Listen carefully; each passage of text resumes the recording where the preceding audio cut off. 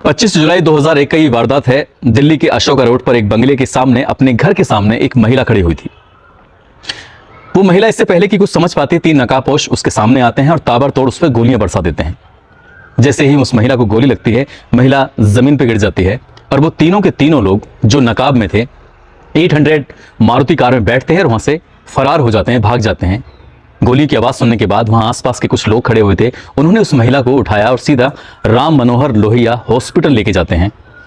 वहां जाके उपचार के लिए जब भर्ती कराया जाता है तो डॉक्टर आकर कहते हैं कि हमें माफ कर देना, हम इन्हें बचा नहीं सके। दरअसल अगले दिन अखबार में खबर छपती है कि मिर्जापुर की सांसद फूलन देवी, जिसको बैंडिट चीन के नाम से भी जानते थे, जिसको दस्यु सुंदरी के नाम से भी जाना जाता है, वो महिला अब इस दुनिया में नहीं रही।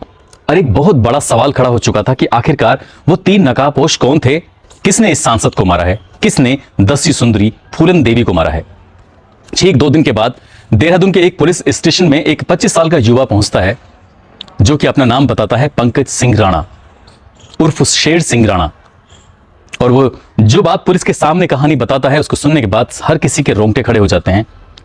एक कातिल जिसने एक सांसद को मारा है, जाहिर सी बात है जब मामला कोर्ट में जाएगा, अदालत में जाएगा, तो अदालत उसको कम से कम फांसी की सजा सुनाएगी। इससे ज्यादा बढ़कर कोई सजा हो ही नहीं सकती। उसको गिरफ्तार कर लिया जाता है, लेकिन बजाय उसको फांसी लगने के, बजाय उसको कातिल कहने के, बजाय उसको बुरा कहने के, आज वो करोड़ों युवाओं का हीरो है। भारत का उसे हीरो के नाम से जाना जाता है। उस पर बॉलीवुड की एक बड़ी फिल्म भी आने वाली है, जो बहुत जल्दी रिलीज भी होगी। एक विलेन से वो हीरो कैसे बना, यही अपना आप में एक बड़ी कहानी है। इसको जानने के लिए, इसको समझने के लिए आपको अंत तक बना रहना पड़ेगा। आदाब, नमस्कार, सत श्री अकाल। मैं उस्मान सैफी। आज की जो सच्ची घटना मैं आपको सुनाने जा रहा हूं, ये सच्ची घटना है राष्ट्रीय राजधानी क्षेत्र दिल्ली की। दिल्ली में सांसद फूलन देवी की हत्या करने वाला एक युवक, जिसकी उम्र 25 साल थी, जिसका जन्म 17 मई 1976 को रुड़की में हुआ था। वो लड़का जब देहरादून के एक पुलिस स्टेशन में जाता है, जाकर कहता है कि मैंने इसलिए, यानी कि इसलिए नहीं, बहमई एक जगह है, उस बहमई में 22 ठाकुरों को लाइन से खड़ा करके इसी फूलन देवी ने गोलियों से भून दिया था। इसके बाद से फूलन देवी भी चर्चाओं में आ गई थी और फूलन देवी को मारने के बाद, उसकी हत्या करने के बाद, ये युवा भी, ये लड़का भी कहीं ना कहीं चर्चा में आ गया था। और इसको सीधे लेके जाया जाता है देहरादून से दिल्ली की तिहाड़ जेल में। कहा जाता है कि जब ये दिल्ली की तिहाड़ जेल में जा रहा था तो कहता है कि मैं ज्यादा दिन यहां पर टिक नहीं पाऊंगा, तुम मुझे रोक नहीं पाओगे। ये उस जेल की बात कर रहा है जिस जेल को भारत की सबसे हाईटेक जेल के रूप में माना जाता है, जिस जेल में कोई परिंदा भी पर नहीं मार सकता। उस जेल से ये भागने की बात करता है। और ये इस सपने को जिसने पाला हुआ था, इसको साकार करने में 2 साल का समय लग जाता है। जब 2 साल जेल में रहता है, वहां समझ जाता है कि जो उसने हत्या की है, उस हत्या के जुर्म में उसे कम से कम फांसी की सजा हो जाएगी और वो फिर इस दुनिया में बच नहीं पाएगा। हालांकि इसी बीच में वो लड़का लाइब्रेरी में अच्छा खासा वक्त बिताया करता था और अच्छा खासा वक्त बिताने पर कई किताबें भी पढ़ा करता था। और किताब में पढ़ते पढ़ते एक दिन उसने कुछ ऐसा पढ़ लिया जिसके अंदर कुछ, उसके मन में एक बात घर कर गई। उसने सोचा कि मर तो मैं गया ही हूं, लेकिन कुछ ऐसा करके जाऊंगा जिससे पूरी दुनिया, पूरा हिंदुस्तान, पूरा इंडिया, यहाँ का हर एक बच्चा उसको हमेशा हमेशा मरते दम तक याद रखे। मगर वो सलाखों के पीछे था, इसलिए करता भी तो क्या करता। यहां उसकी दोस्ती हो जाती है एक गैंगस्टर संदीप ठाकुर से, और संदीप ठाकुर से कहता है कि मुझे यहां से निकलना है और तुम मेरी यहां से निकलने में मदद कर सकते हो। संदीप ठाकुर यहां से जेल से बाहर निकल जाता है, क्योंकि उसकी जेल में रहने की जो मियाद थी वो पूरी हो चुकी थी। लेकिन संदीप ठाकुर अब शेर सिंह राणा से मिलने के लिए, शेर सिंह राणा उसका बात का नाम है, बचपन का नाम उसका पंकज राणा हुआ करता था। बाद में उसने अपना नाम बदलकर शेर सिंह राणा रख लिया और एक कसम खाई थी, एक प्रतिज्ञा खाई थी। जब ये बहमई में कांड हुआ था, वो 4 साल का था। उसने कहा कि मुझे उन ठाकुरों की हत्याओं का बदला लेना है और इस फूलन देवी को हमेशा हमेशा के लिए खत्म कर देना है, इसको मौत की नींद सुला देना है। और वो अपना सपना पूरा करके फिलहाल जेल के अंदर था और जेल के अंदर ही उसने एक प्लानिंग की कि मुझे यहाँ से बाहर निकलना है। और बाहर निकलने में कोई और नहीं बल्कि गैंगस्टर संदीप ठाकुर, उसका दोस्त, वो मदद करने लगता है। बीच बीच में कभी कभी वो वकील के भेष में आने लगता है। संदीप ठाकुर भेष बदलने में बड़ा माहिर था। और एक दिन ऐसा भी आता है, और वो दिन होता है 17 फरवरी 2004। ये 2004 17 फरवरी का वो दिन, देहरादून से यानी कि उत्तराखंड से एक टीम चलती है दिल्ली तिहाड़ जेल में शेर सिंह राणा को पेशी पर लाने के लिए, अदालत में पेश करने के लिए। और जैसे ही वो टीम जाती है, टीम में 3 सदस्य होते हैं।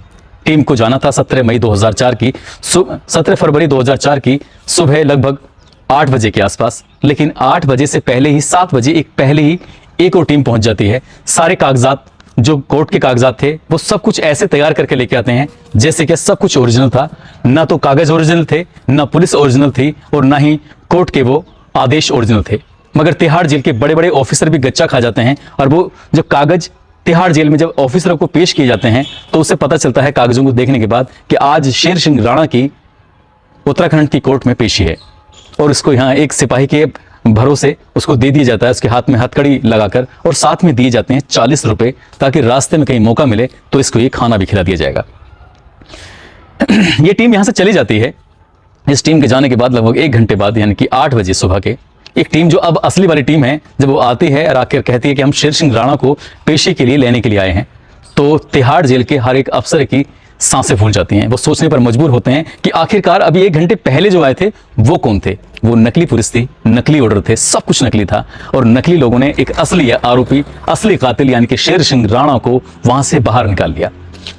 वायरलेस हो जाता है, चारों तरफ हंगामा खड़ा हो जाता है, पुलिस अब उन्हें ढूंढने लगती है। अब दिल्ली बहुत बड़ी है, दिल्ली में किसको कौन तलाश कर पाएगा, वो भी इतना आसान नहीं था। ये सीधे तीनों लोग पहुंच जाते हैं, यानी कि 3 तो पहले थे, ये शेर सिंह राणा सहित चारों लोग पहुंच जाते हैं कश्मीरी गेट। अब यहाँ कश्मीरी गेट पहुंचने पर सिर्फ 2 जने रहते हैं, संदीप ठाकुर और साथ में जो उसका दोस्त है शेर सिंह राणा।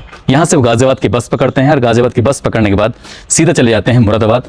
गाजियाबाद में संदीप ठाकुर रुक जाता है। अब मुरादाबाद में सिर्फ अकेला कोई जाता है तो शेर सिंह राणा जाता है, और शेर सिंह राणा जाने के बाद अपने रिश्तेदारों से संपर्क करने की कोशिश करता है कि मुझे अब हिंदुस्तान में नहीं रहना है, मुझे यहाँ से विदेश जाना है, यहाँ से भागना है, ताकि पुलिस उसे कहीं पकड़ ना ले।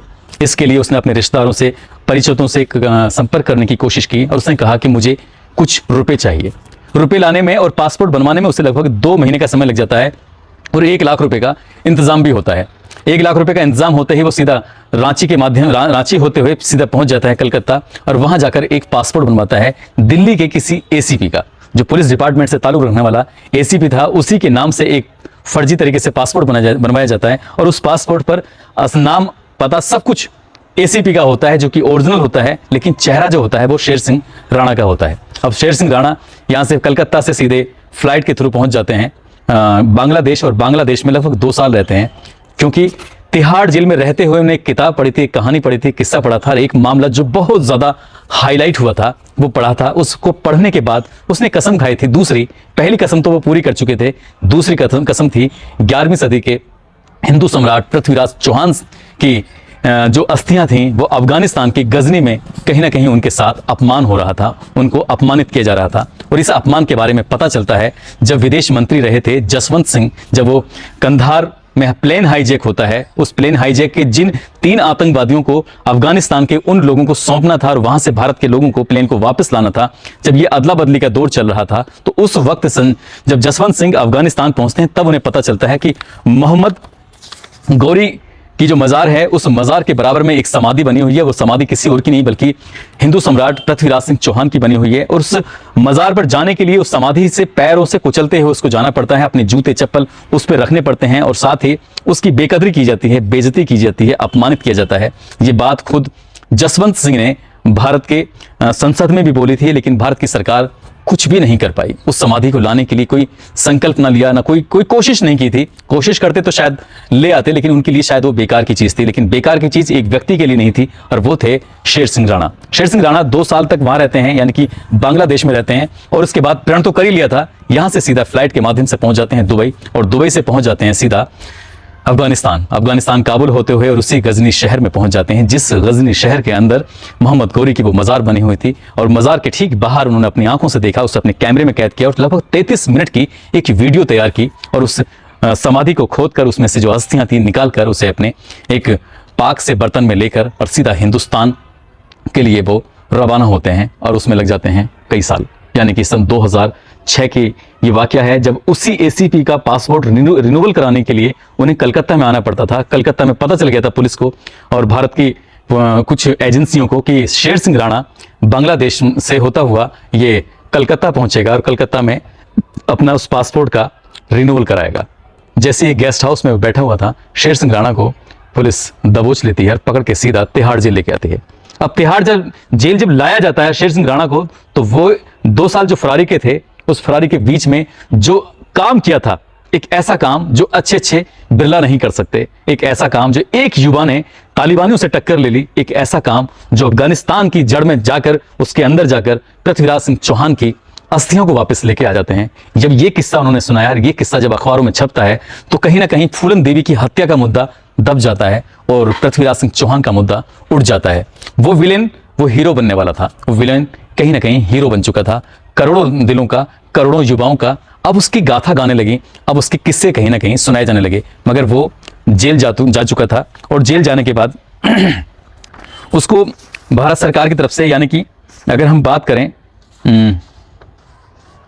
14 अगस्त 2014 को फूलन देवी हत्याकांड में उसको उम्र कैद की सजा सुनाई गई, साथ ही 1 लाख रुपए अर्थदंड की भी सजा सुनाई गई। यानी कि 1 लाख रुपए जमा करने थे और पूरी जिंदगी यहां सलाखों के पीछे रहना था। सलाखों के पीछे रहते हुए ही सन 2012 में उन्होंने जो उत्तर प्रदेश से किसी स्थान से इलेक्शन भी लड़ा, लेकिन उन अस्थियों का जो बताते हैं कि उन अस्थियों को ले जाकर उन्होंने गाजियाबाद के पिलखुआ में एक मंदिर बनवाया है पृथ्वीराज चौहान का। ये सब हीरो बनने की उनकी गाथा है, उनकी कहानी है। आज न जाने कितने सोशल मीडिया पर, कितनी जगहों पर उनकी इस बात की चर्चा होती है। जब शेर सिंह राणा का नाम लिया जाता है तो युवा बड़े फक्र के साथ उन्हें अपना हीरो मानने से गुरेज नहीं करते, इनकार नहीं करते, जबकि उन पर फूलन देवी की हत्या का आरोप जो लगा हुआ था। इसी बीच में सन 2016 में हाई कोर्ट में वो जमानत के लिए अर्जी देते हैं और अर्जी देने के बाद उनकी जमानत को स्वीकार कर लिया जाता है और वो बाहर निकलते हैं। और फिर एक मौका ऐसा भी आता है और वो मौका था उनकी शादी का, यानी कि मध्य प्रदेश के पूर्व विधायक राणा प्रताप सिंह की बेटी प्रतिमा राणा की शादी तय होती है इनसे। और शादी, अभी हीरो बनने की एक और किस्सा इनका बाकी था और वो था जब पूर्व विधायक अपनी बेटी की यानी कि प्रतिमा की शादी शेर सिंह राणा से करने की बात करते हैं तो साथ में कहते हैं कि 10 करोड़ 31 लाख रुपए इनको दहेज में दिया जाएगा। मगर सन 2018 में शादी हो रही थी और जब इस शादी का वक्त आता है तो कहते हैं कि मुझे कोई भी पैसे नहीं चाहिए, मैं सिर्फ चांदी के एक सिक्के से शादी करना चाहूंगा, जो चाहे उसकी कीमत कितनी भी हो, चांदी के एक सिक्के से शादी होती है। और ये बात भी अखबारों की सुर्खियां बन जाती है, ये बात भी सोशल मीडिया की सुर्खियां बन जाती है। और साथ ही सुर्खियां बनती है वो प्रतिमा राणा, जिसने ये कसम खाई थी कि मैं शेर सिंह राणा से शादी करूंगी और ऐसे ही एक शेर सिंह राणा को जन्मूंगी ताकि वो भी भारत के इतिहास में कोई ना कोई इतिहास रचे। तो वाकई दोस्तों ये कहानी अपना आप में वाकई दिलचस्प है कि एक व्यक्ति ने, जो कि फूलन देवी, जिस पर 22 ठाकुरों को उनकी नरसंहार करने का आरोप था, उनको खड़े करके गोलियां मारने का आरोप था और उसी की हत्या जब की थी तो ये भी बताया जाता है कि एक अपने इंटरव्यू में शेर सिंह राणा कहते हैं कि जिस दिन क्या 25 जुलाई 2001 को ये जाकर एक सेना बनाई हुई थी फूलन देवी ने, उस एकलव्य सेना में शामिल होने के लिए वहां जाते हैं। उनका फूल मालाओं से स्वागत भी होता है और साथ ही उस दिन पूजा पाठ करने के बाद फूलन देवी ने खीर बनाई थी और खीर वो अपने हाथों से खुद शेर सिंह राणा को दी थी और शेर सिंह राणा को देने के बाद कहा कि तुम इसे खाओ। बाकी सब लोग भी खा रहे थे। शेर सिंह राणा ने उस खीर को खाने के बाद फिर बाहर चले जाते हैं और नकाब में लगभग दोपहर के 1:30 बजे के आसपास, यानी कि 1:30 के आसपास वो उन्हीं के बंगले के सामने आकर अपने 3 साथियों के साथ और ताबड़तोड़ गोलियां बरसा देते हैं और कहते हैं कि आज मैंने बहमई हत्याकांड यानी नरसंहार का बदला ले लिया है फूलन देवी को मारकर।